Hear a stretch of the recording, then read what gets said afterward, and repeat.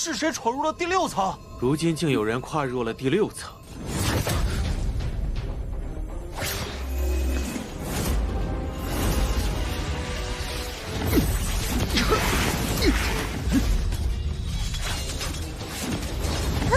可恶！为什么我成功不了？喂，这里除了我，没人可以救你。叫姬如月，姬无雪是什么人？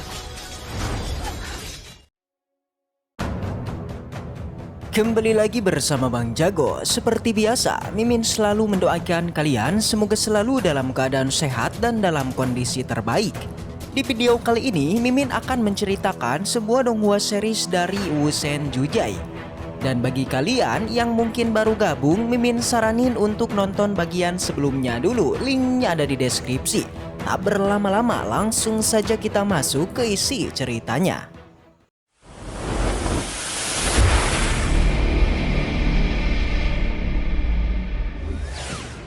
Cerita kembali dilanjutkan yang memperlihatkan pertikaian antara Han Pei dengan yang lainnya. Seperti diketahui saat ini Han Pei tertuduh telah membunuh rekannya sendiri. Sontak Han Pei yang mendengarnya, kala ini ia pun benar-benar sangatlah panik.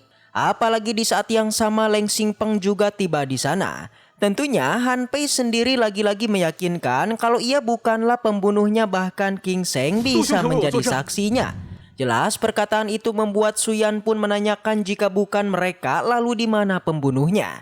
Sayangnya Han Pei pun bilang kalau pembunuhnya sudah kabur, yang membuat Suyan dan kawan-kawan pun tetap mencurigainya. Bahkan Suyan pasti akan melaporkannya kepada ketua sekte dan tak akan membiarkan masalah ini begitu saja. Alhasil Han Pei pun lagi-lagi sangatlah panik dan menegaskan kalau ia bukanlah pelakunya. Tapi lagi-lagi Suyan tetap tak peduli, bahkan ia malah beranggapan kalau Han Pei pasti ingin membunuh dirinya dan Leng Xingpeng juga. Dengan begitu posisi putra sekte itu pasti akan menjadi miliknya. Tentunya Suyan sendiri ia pun malah menantang coba saja jika berani. Sedangkan untuk Han Pei awalnya ia pun mencoba meyakinkan Xingpeng kalau ia memang bukanlah pembunuhnya. Sayangnya Xingpeng juga sudah tak percaya dan bergegas pergi. Alhasil melihat itu King Seng juga awalnya mencurigai kalau Han Pei beneran pembunuhnya. Tapi jelas Han Pei tetap meyakinkan kalau ia bukanlah pembunuhnya. Yang pada akhirnya King Seng pun mengatakan tak peduli ia percaya ataukah tidak, yang penting adalah penilaian orang lain. Alhasil Han Pei pun benar-benar sangatlah kesal karena menurutnya ia pasti sudah difitnah.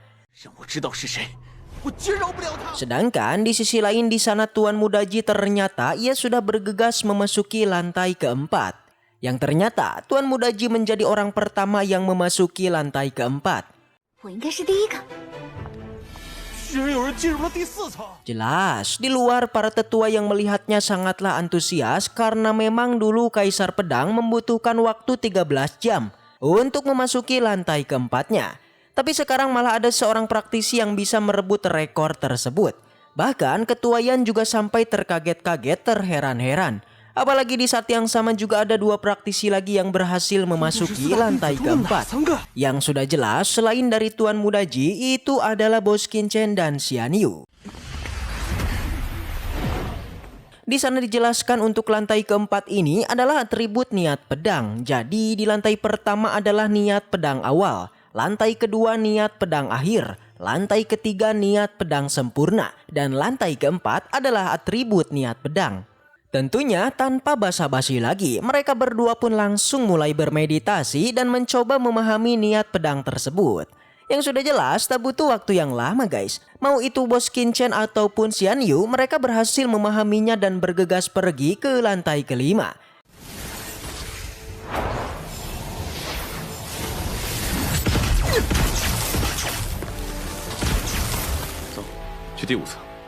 Di sana sampainya di lantai kelima ternyata di sini adalah penyatuan dari niat pedang.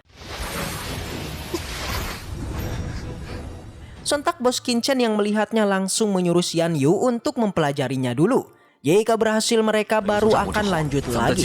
Yang tanpa diduga tak butuh waktu yang lama Xian Yu berhasil mempelajarinya. Alhasil Bos Qin Chen sendiri kembali menghampirinya dan mereka pun melanjutkan lagi ujian ini.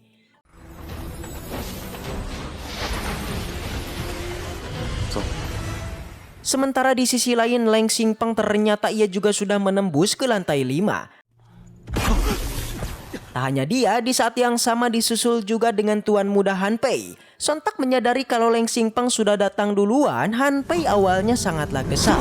Tapi untuk Leng Xingpeng ia lagi-lagi menuduh kalau Han Pei ingin mencelakainya. Bahkan melihat Han Pei yang masih tak mau mengaku, ia pun hanya bilang kalau pembunuh memang tak akan mengaku.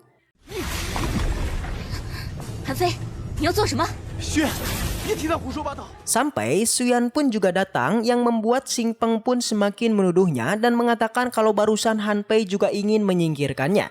Sontak untuk kesekian kalinya guys, Han Pei sangatlah panik dan lagi-lagi menegaskan kalau ia bukanlah pembunuhnya.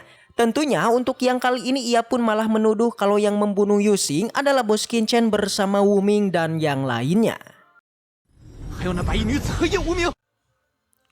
Namun jelas dikarenakan tidak ada bukti yang kuat, jadinya Suyan masih tetap mencurigai si Han Pei lah yang membunuhnya. Karena menurutnya satu-satunya orang yang ada di tempat kematian Sui adalah Han Pei. 现场可就你一个人，你就别狡辩了。 Sontak si Han Pei menjadi tidak bisa berkata-kata lagi dan memutuskan untuk menyudahi pembicaraannya dan langsung berkultivasi. Kemudian setelah ketiga orang ini muncul, 3 orang lagi yang kini memasuki ke lantai 5. Mereka tak basa-basi segera berkultivasi juga memahami teknik pedang di lantai 5. Han Pei yang melihatnya dia merasa senang dikarenakan di lantai 5 ini tidak ada Bos Qin Chen yang memasukinya.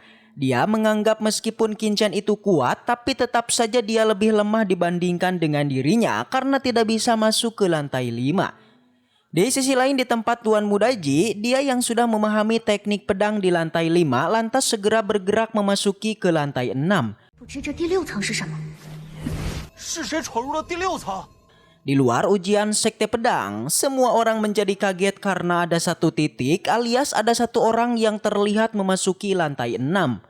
Mereka bertanya-tanya siapakah gerangan murid yang memasuki ke lantai 6. Begitu pula dengan ketua sekte pedang guys. Dia sangat penasaran dengan siapakah murid yang memasuki ke lantai 6 ini. Di mana para murid yang memasuki lantai 6 memanglah sangatlah langka. Yang bahkan di masa lalu saja mereka yang telah memasuki ujian pedang itu hanyalah mampu sampai ke lantai 5. 如今竟有人跨入了第6层。 Scene kembali berpindah di tempat dari Bos Qin Chen alias di lantai 5. Di sana Bos Qin Chen pun selesai memahami teknik pedang. Di lantai ini dia berencana memasuki ke lantai 6 namun tidak bersama Xian Yu.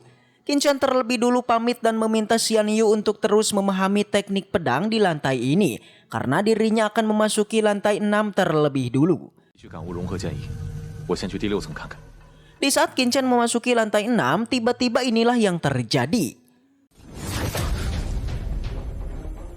Selain gravitasi yang meningkat, di sana ada kumpulan pedang yang terus bergerak menyerang ke arah dirinya.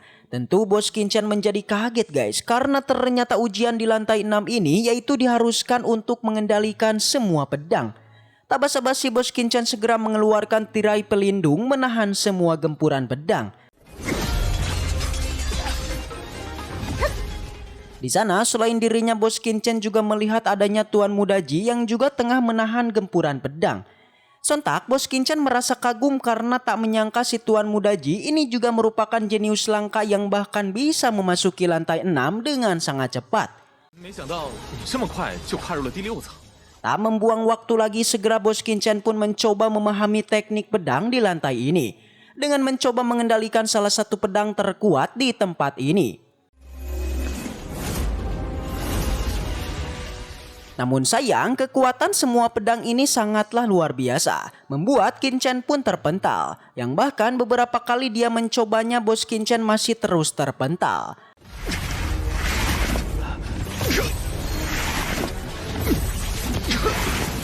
Waktu demi waktu terus berlalu dan Bos Qin Chen juga terus menahan semua serangan pedang dan akhirnya bos kita pun mulai memahaminya.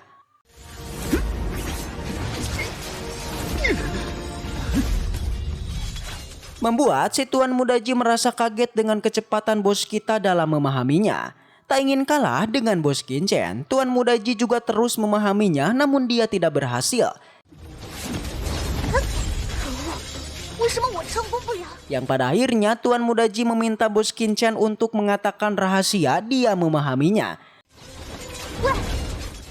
Selain itu, si Tuan Muda Ji juga mengancam kepada Bos Qin jika dia tidak mengatakannya, maka dia akan membocorkan mengenai pembunuhan yang Qin lakukan kepada Sui Yue King dan Yang Lindau. Jelas Bos Qin merasa kaget. Dia penasaran dengan si Tuan Muda Ji kenapa dia bisa mengetahuinya. Alhasil tak ingin mendapat masalah, Bos Qin pun akhirnya menuruti keinginan Tuan Muda Ji. 妻，你是指死怨之妻？你是如何看待？叫姬如月。 Dan setelah itu cerita pun bersambung. Baiklah, mungkin segitu aja untuk pembahasan kali ini. Semoga kita selalu diberikan kesehatan untuk mengawal donghua ini. Dan sampai jumpa di video selanjutnya.